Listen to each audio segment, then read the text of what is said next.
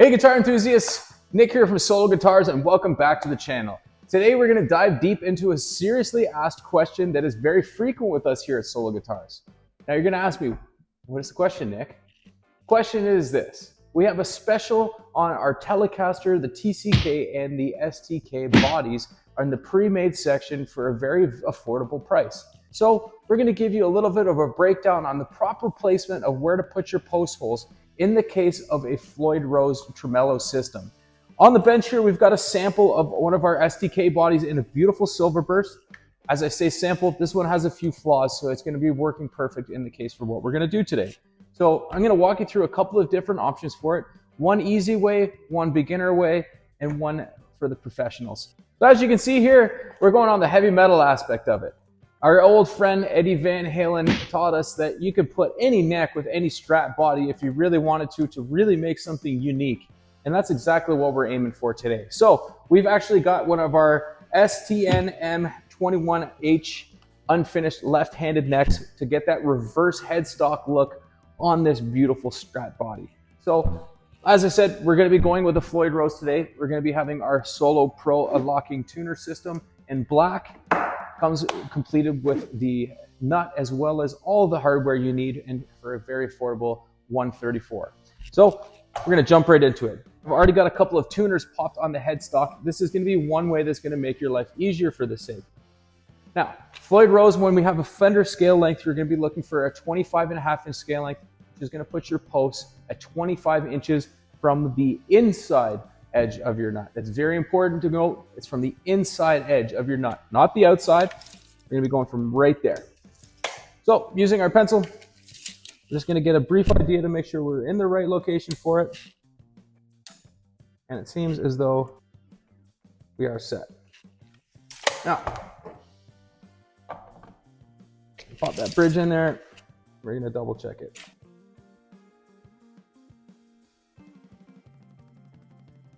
That should do it. One option you can deal with, this neck has not been bolted on yet, but it is a nice tight and snug fit. So one thing you can do with it is you have your straight edge, our Solo straight edge here, the non-notched version of it, and you just put a little mark to continue that line across from both sides of the neck. That's going to show you where your string spacing will sit properly. Now the other aspect you can do after you have that to double check your work, this is the best way to do it. Now you're going to take an old set of strings in this case. Maybe a set that you've changed out that are no good for a new guitar, but they're going to be good enough for you to at least find the proper placement of your string tension to give you the straight line that you need before making this crucial placement of your drilling. Today we're using the strings from our kits along with a 3mm Allen key for the saddle tension screws in the back here. We got one side.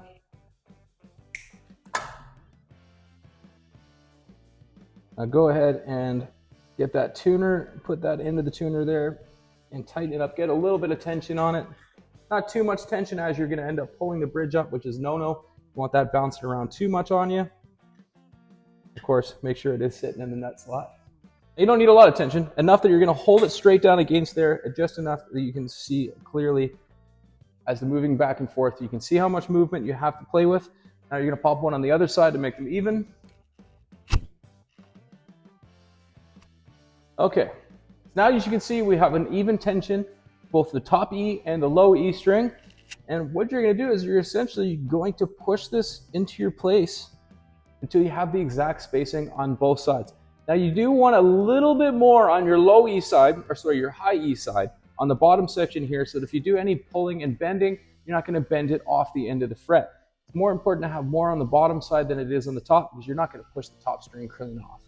Now, it depends on your playing style. You might be really rough on it. You might be really bendy. But we're going to go with this end here. So you can see we have a nice straight angle from the neck. Now to double check that as well, we're going to take our string ruler here. And being at the middle string here, being the center, I'm going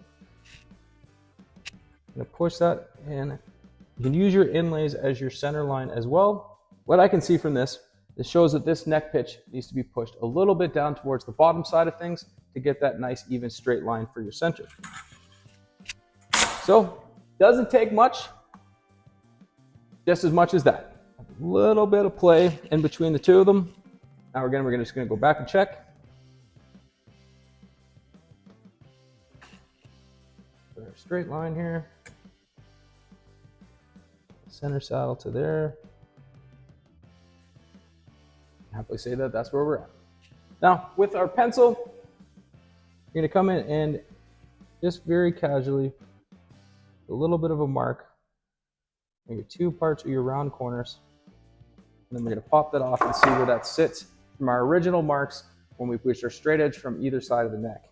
So the post for a Floyd Rose uses a 25th 64th drill bit, or a 10 millimeter drill bit will do it as well. The 25 64th will give you just a slight little bit under the 10 millimeter to give you a little bit better friction for putting those posts in. You don't want them to be too loose, and you do want them to be enough substance underneath it that it's not going to move up and down, because you are going to be really pushing and pulling into that tremolo arm as it's supposed to. So we've determined where our straight edge are, where our string spacing sits properly. Now we are going to double check our measurements. Again, from our nut on the inside to the middle of your screw, going to be 25, just over at 25 and an eighth. So your vintage style 6-point tremolo systems are point at 25 and a quarter to allow the saddles of that bridge to sit in your intonation point at 25 and a half. Now, because of the existing routing meant for the traditional style tremolo, we're going to put this post just the slightest little bit further back at 25 and an eighth. This is going to give you a little bit more room in terms of intonation, and simply move the bridge a little bit further, your saddle, sorry, a little bit further forward than they would traditionally sit on something that is intended for something different. Now we are later on going to route a humbucker into this as well, which is going to add that extra little bit of space that's necessary, which is why that extra little bit will come in handy later on. So we have a little punch tool behind you.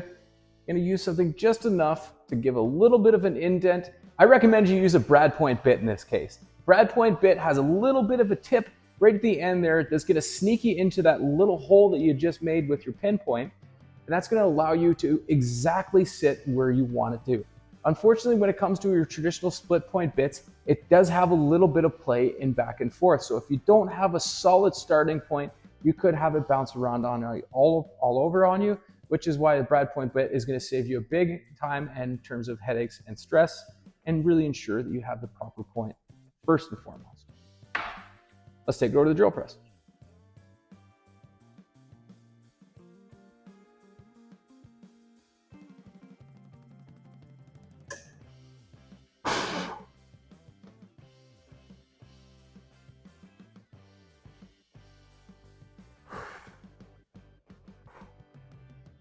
Oh yeah. That doesn't get any less nervous, trust me. But after a bunch of practice, eventually you'll feel confident enough to do this consistently. All right, so one way you can get your posts in, one way is definitely to use the rubber side of your fret hammer. That is going to make a safe and easy bet with it. You can use a scrap piece of wood or a round dowel to hammer it into place. Or another option for you is you can actually use the chuck on your drill press without the bit in it, mind you.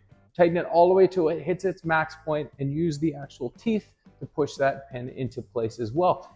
Both safe options for you, both ones that will get the job done. So now we're at that point where you have your holes drilled, the posts are in place. Now let's double check and make sure that we are all set.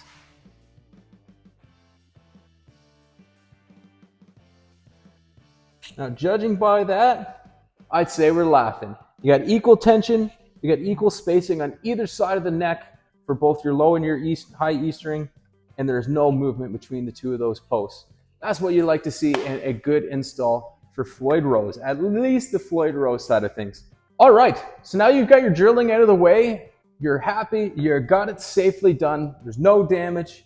Now's the time where you're gonna double check your work and make sure that you did drill it in the right place. One thing you're gonna be looking for again, make sure you have a good even spacing from both strings across that fretboard down at the 21st fret. Now from what I can see there, I'm very pleased with that installation. We have a nice, even give or take 3/16 of an inch per side of the strings, which is going to give you plenty of bending room and great playability. Now I hope you enjoyed what you've seen here today. Follow us along for more as we go over the proper placement of a vintage 6-point tremolo system, as well as taking your original bone nut and replacing it with a locking tremolo block. Now this is something that could be traditionally tricky, and I'm going to teach you the ways of doing it properly in another video to save you and complete this whole double locking tremolo system. Make sure you subscribe to Solo Guitars so you don't miss a beat, and thanks for spending some time with us again today. Till next time.